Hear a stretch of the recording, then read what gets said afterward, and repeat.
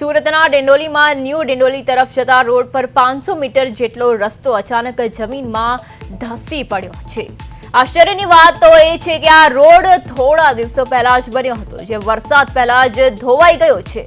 વહેલી સવારે અહીંથી પસાર થઈ રહેલું એક ડમ્પર આ જમીનમાં ફસાઈ ગયું હતું, જેને બહાર કાઢવા માટે જેસીબીની મદદ લેવામાં આવી રહી છે। એક તરફ મનપા પ્રી મોન્સૂન કામગીરીના દાવા કરી રહી છે, ત્યારે બીજી તરફ નવા બનેલા રોડ જમીનમાં ગરકાવ થઈ જતા પાલિકાના અધિકારીઓની કામગીરી પર લોકો ફટકાર વરસાવી રહ્યા છે। કારણ કે જેવી રીતે સુરત ડિંડોલીમાં નવો રોડ ધસી પડ્યો છે, 500 મીટર રોડ જમીનમાં બેસી ગયો છે, રોડ સાથે ડમ્પર પણ અંદર ગરકાવ થઈ ગયો છે। ત્યારે મહાનગરપાલિકાની પ્રી મોન્સૂન કામગીરી સામે પણ અનેક સવાલ ઉઠી રહ્યા છે। ભ્રષ્ટાચારના આક્ષેપ વચ્ચે રોડ ધરાશાયી થયો છે।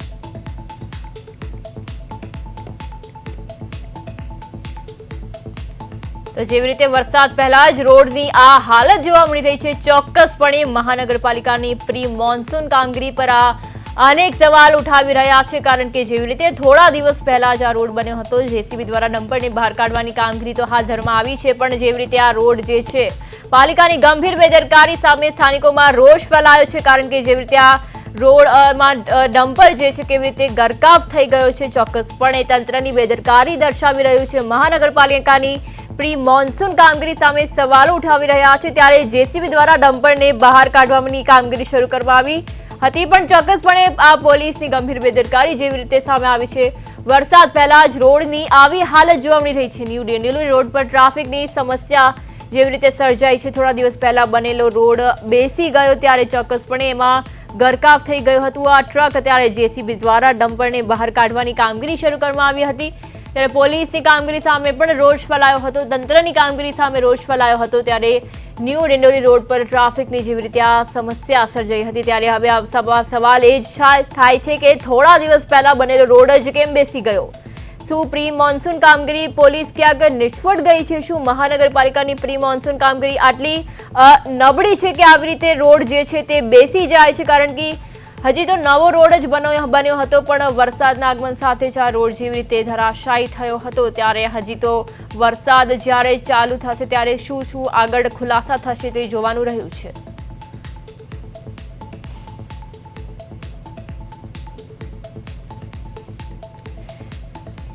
ત્યારે આ સાથે આપણા સંવાદદાતા અરવિંદ રાઠોડ આપણી સાથે લાઈવ જોડાઈ ગયા છે।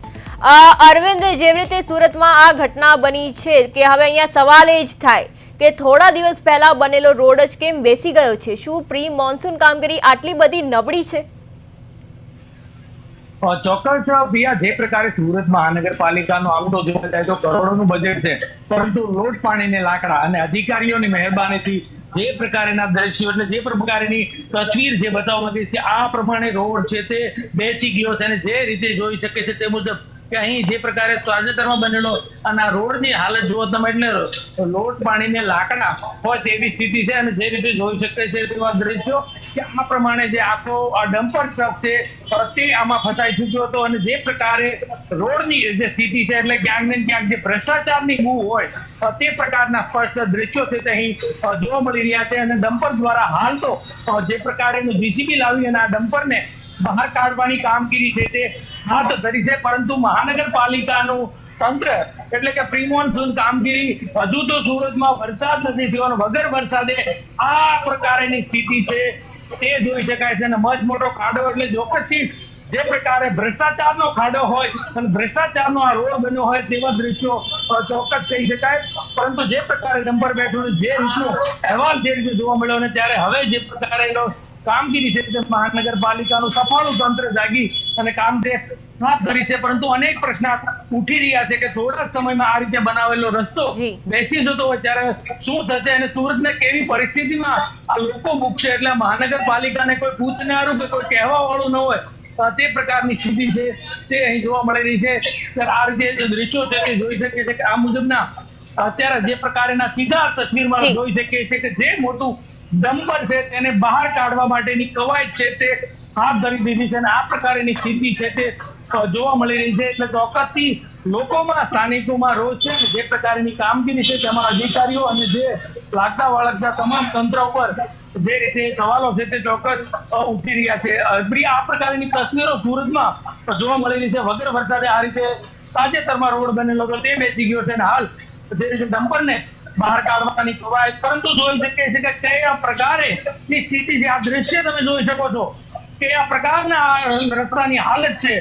એટલે ચોક્કસથી લોટ પાણીને લાકડા સિવાય આ રસ્તામાં કઈ જોવા નથી મળતું. જી અરવિંદ, એટલે ચોક્કસપણે પ્રી મોન્સૂન કામગીરીના નામ પર તંત્ર કરોડોનો ખર્ચ કરતી હોય છે, પણ ત્યારે આવી ગંભીર બેદરકારી સામે આવે. હજી તો વરસાદનું આગમન નથી થયું, તેની પહેલા આવી ગંભીર બેદરકારી સામે આવી છે. હવે વરસાદનું આગમન થશે ત્યારે આવા અનેક ખુલાસાઓ થશે, અનેક રોડ ધરાશાયી થશે. ચોક્કસથી જે પ્રકારની કામગીરી મહાનગરપાલિકાની, એટલે તે જ રીતના દ્રશ્યો બતાવી શકે છે કે આ પ્રમાણે જો હોય અને જે રીતે રોડ રસ્તામાં કેવા લોકોએ મોનિટરિંગ કર્યું છે, એટલે ચોક્કસથી અનેક પ્રશ્નો છે તે ઉઠી રહ્યા છે. અને બીજી બાજુ જે રીતે રોડ રસ્તાના કામોમાં ક્યાંક ને ક્યાંક જે રીતે બેદરકારી હોય અને જેને કારણે આવી પરિસ્થિતિનું નિર્માણ છે તે થાય છે અને વાહન ચાલકોથી માંડીને લોકો છે તે આ પ્રમાણે હેરાનગતિમાં મુકાયા છે. અને જે રીતે જોઈ શકીએ છીએ કે આખો તાજેતરમાં બનાવેલા રોડ રસ્તા એટલે કરોડો રૂપિયાના ખર્ચા કર્યા પછી પણ સુરત મહાનગરપાલિકાનું તંત્ર આ પ્રમાણે છે અને અધિકારીઓ છે તે અત્યારે તાબડતોબ જે પ્રકારના દ્રશ્યો જોયા બાદ વહેતા થયા હતા, પરંતુ આ રીતે કામગીરી છે તે કરવામાં આવી રહી છે.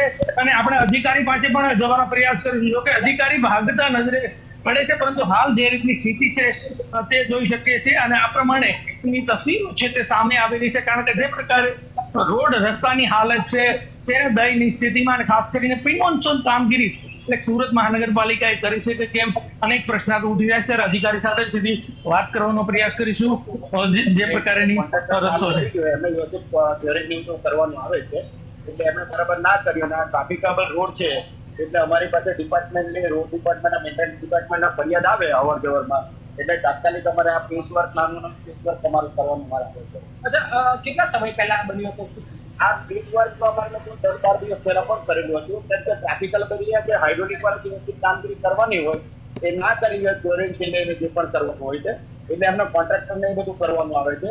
પણ ટ્રાફિકેબલ રોડ છે, લોકોની અવર જવર વધારે છે એટલે અમારે જેટલો ભાગ બેસી ગયો એટલે અમારે ડિપાર્ટમેન્ટ બધું કરવાનું આવે. અચ્છા, હવે આમાં જેની બેદરકારી છે એને કોઈ ફરિયાદ કરવામાં આવશે કઈ રીતે? હવે અમારા ડિપાર્ટમેન્ટની હેડ ઓફ ધી ડિપાર્ટમેન્ટને ત્યાં હાઇડ્રોલિક ડિપાર્ટમેન્ટને ઇન્ફોર્મ કરશે અને એમના જે કોન્ટ્રાક્ટર ભાઈ એના જે આપણે સર્જુ કરવાનું છે તે લોકો સર્જુ કરશે. સાહેબ, જોવા જાય તો જે પ્રકારેનો જોઈ શકે છે તે મુજબના દ્રશ્યો, એટલે જે રીતે રોડની હાલત છે તે અધિકારી પાસે આપણે ફરીથી જવાબ લેવાનો પ્રયાસ પણ કરીશું, પરંતુ જે રીતની સ્થિતિનું નિર્માણ થયું છે ત્યારે અધિકારીઓ છે તેમની સાથે પણ વાત કરીશું.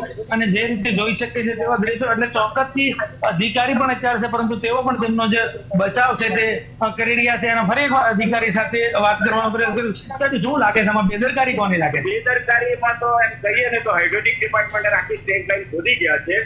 અગાઉ પણ એ લોકો 2-3 વખત ખોદેલી હતી તે અમે લોકો મેન્ટેનન્સ ડિપાર્ટમેન્ટ અનુલક્ષીને અમે લોકો ટ્રાફિકેબલ રોડ છે એટલે અમે સરખું કરી રાખ્યા. તમે હજુ તમે સામે જોઈ શકો છો કે હાઇડ્રોલિક વાળાનું કામ હજુ અધૂરું છે.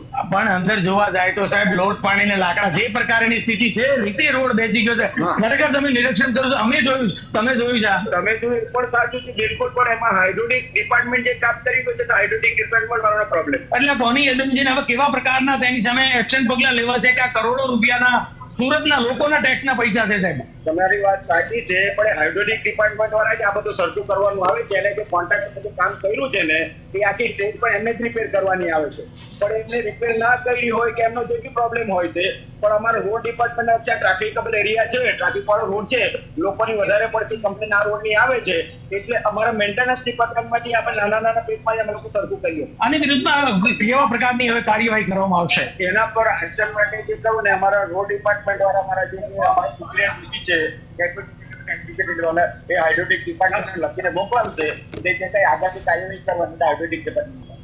ચોક્કસથી તો જે રીતે અધિકારીઓ પણ જણાવે છે કે ક્યાંક ને ક્યાંક જે રીતે મેન્ટેનન્સ અને કામગીરી ચાલી રહી છે, પરંતુ બેદરકારી સ્પષ્ટ છે. કામગીરી ચાલી રહેવાનો તેના જે કોન્ટ્રાક્ટરોનો જે લૂલો બચાવ છે તે અધિકારી કરી રહ્યા છે.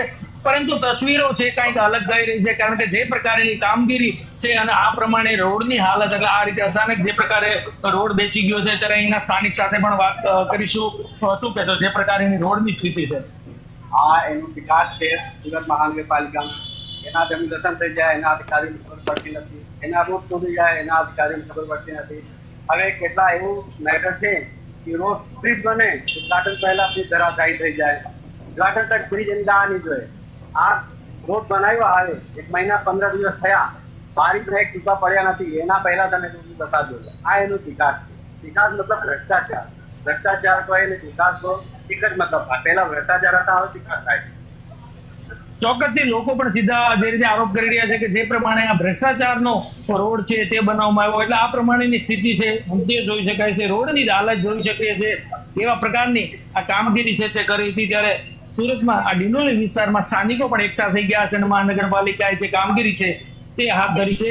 ત્યારે આ પ્રમાણેની સ્થિતિ અને રોડ જે રીતે કામગીરી છે એટલે હજી જોઈ શકીએ છીએ કે આ પ્રમાણેની સ્થિતિ આપણા હાથથી પણ આ રીતે છૂટો પડી જાય તે પ્રકારની આ રોડની સ્થિતિ છે તે અહીં જોવા મળી રહી છે. જીત્યા જી અરવિંદ, સમગ્ર માહિતી બદલ આપનો આભાર. તો જેવી રીતે પાલિકાની ગંભીર બેદરકારી સામે રોષ ફેલાયો છે, વરસાદ પહેલા જ રોડની આ હાલત જોવા મળી રહી છે, ત્યારે જેવી રીતે અમારા સંવાદદાતાએ જણાવ્યું કે જેવી રીતે જાહેર નાણાંનો બગાડ થાય છે, સુરતના લોકોના ટેક્સનો બગાડ થઈ રહ્યો છે, તેમના પૈસાનો બગાડ થઈ રહ્યો છે, ત્યારે હજી વરસાદ પહેલા અગર આવી સ્થિતિ છે તો પછી કેવી સ્થિતિ થશે એ જોવાનું રહ્યું છે.